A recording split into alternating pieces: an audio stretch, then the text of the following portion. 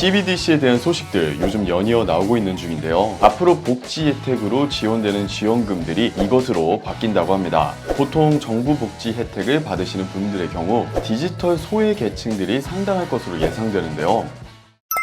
시니어 정보의 모든 것, 걱정 마음 바 첫째 아들입니다. 충격적인 소식입니다. 지난번 CBDC 소식에 이어 두 번째 속보가 나왔습니다. 이번에는 평소 복지 혜택을 받으시는 분들이라면 귀를 쫑긋 세우셔야 하는 내용인데요. 앞으로 복지 혜택으로 지원되는 지원금들이 이것으로 바뀐다고 합니다. CBDC로 향한 흐름에 가속이 붙고 있는 느낌인데요. 이번에 금융위원회에서 발표한 내용 알기 쉽게 정리해서 전달드려 보겠습니다. 그럼 구독, 좋아요 한 번씩 눌러주시고요. 오늘의 걱정 마음 바 지금 시작합니다.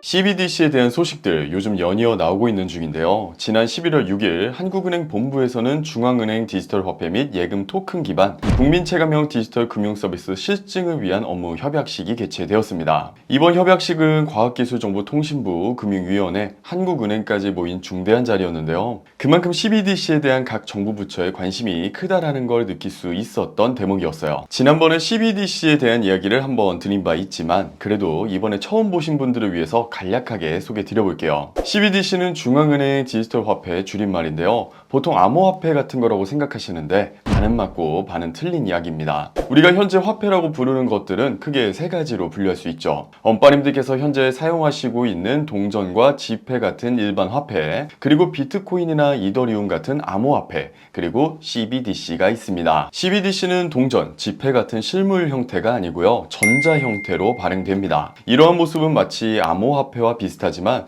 보통 비트코인은 시세가 계속 변하잖아요. 가치 변동의 위험이 있습니다. 그런데 CBDC는 법정 통화라서 동일한 비율로 현금과 교환이 보장됩니다. 그래서 위험성이 있는 민간 암호화폐와는 차이가 있습니다. 그래서 한마디로 CBDC는 가치의 변동이 없는 중앙은행 발행의 암호화폐다라고 생각해 주시면 될 것 같아요. 그런데 지금까지는 이 CBDC라는 것이 이론적으로만 설왕설래했던 부분이고 실제 활용하는 부분에 있어서는 딱히 실체가 없었습니다. 그런데 올해 말부터 실제 사용자들을 대상으로 마트나 편의점 등에서 CBDC를 활용한 구매를 진행해보는 테스트가 진행될 예정인데요. 여기에 새로운 추가 소식이 나왔습니다. 바로 디지털 바우처 관리 플랫폼 관련한 뉴스입니다.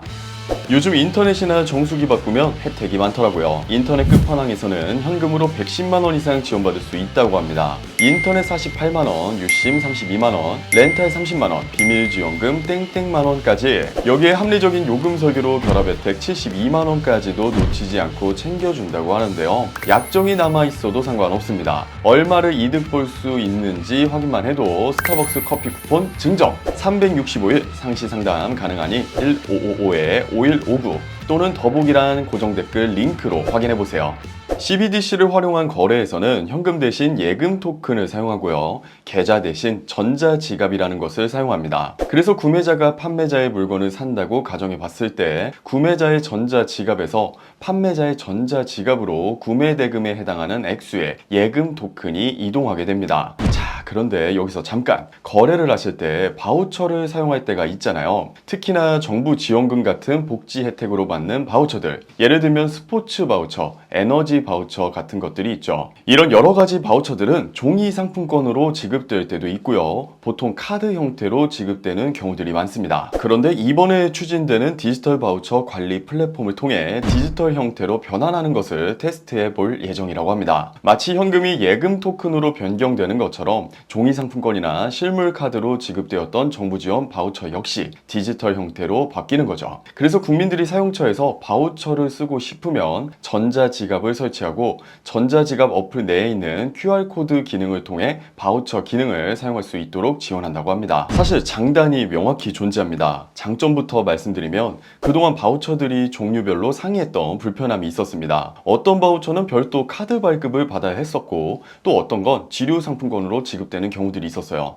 관리가 불편했던 건 사실입니다. 그리고 바우처 사용에 대한 검증이라든지 정산 절차가 복잡하다 보니 부정수급 이슈가 많기도 했고요. 그리고 바우처들이 민간 중개기관을 통해 이루어지다 보니까 발행, 유통시간이 늘어지고 그러면서 쓸데없는 수수료들이 발생하는 경우들이 많았습니다. 그러나 바우처들을 디지털 바우처 관리 플랫폼을 통해 통합시키면 복잡한 정산 절차, 부정수급 등의 문제가 해결되고요. 중개기간이 최소화되다 보니 수수료를 절감할 수 있는 긍정적인 효과가 발생합니다. 하지만 단점으로 넘어가 보면 이론과 현실은 괴리가 있는 부분들이 있죠. 보통 정부 복지 혜택을 받으시는 분들의 경우 디지털 소외 계층들이 상당할 것으로 예상되는데요. 지금도 바우처 형태로 지급이 되었을 때 활용하는 부분은 어려워하시는 분들이 많아요. 그런데 여기서 CBDC 개념을 적용시킨다? 디지털뿐만 아니라 복지 혜택에서도 소외될 가능성이 높습니다. 물론 오늘 말씀드린 내용들은 한 번에 바뀌는 부분들이 아니라 테스트성으로 검증을 하는 부분이고 전면적으로 시행되지는 않을 거예요. 하지만 빠르게 변하는 세상, 이러한 움직임 자체가 걱정이 많이 되는 것도 사실입니다. 우리 엄빠님들의 생각은 어떠신가요? 바우처까지 CBDC 형태로 바꿔버리는 건 시기상조다라는 부정적인 의견, 그동안 부정수급 등의 논란이 많았던 바우처가 투명하게 공개되는 것 괜찮은 정책 같다라는 긍정적 의견도 있을 것 같아요. 엄빠님들의 생각을 자유롭게 댓글을 통해 남겨주시면 감사하겠습니다. 오늘 준비한 내용은 여기까지입니다. 오늘 내용이 도움이 되셨다면 구독, 좋아요, 알림 설정 한 번씩 부탁드리고요. 다음에 더 알찬 정보와 함께 찾아뵙도록 하겠습니다. 감사합니다.